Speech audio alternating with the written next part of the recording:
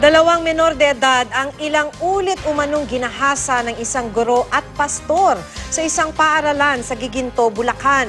Ang suspect tumatayong guardian pa raw ng mga biktima. Makibalita tayo kay Michael Season.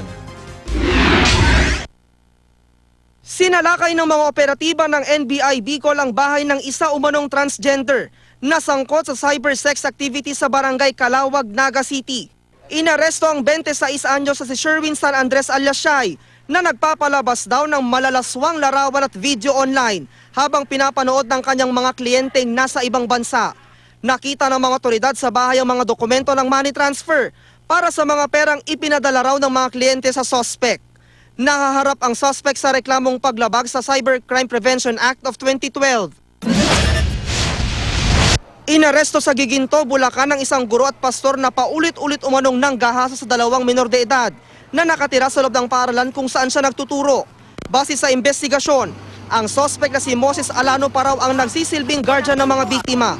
Kwento ng mga biktima, tinututukan pa sila ng kutsilyo ng suspect kapag ayaw nilang makipagsiping. Pinagbantaan raw sila ng suspect na papatayin sila kung magsusumbong. Mariing itinanggi ni Alano ang paratang. Sa bisa ng warrant of arrest, inaresto sa isang checkpoint sa Batac City, Ilocos Norte ang suspect na si Ferdinand Mag-Atas na inirereklamo raw ng asawa ng pananakit at hindi raw pagbibigay ng sustento sa pamilya. Nasa listahan daw ng wanted person si Mag-Atas, kaya agad itong inaresto. Tumangging magbigay ng pahayag ang suspect. Sugatan ng isang pulis sa Alcantara, Romblon matapos daw panain ng lasing na lalaki. Ayon kay PO1 Fernando Lucius, naglalasing ang suspect sa gitna ng kalsada.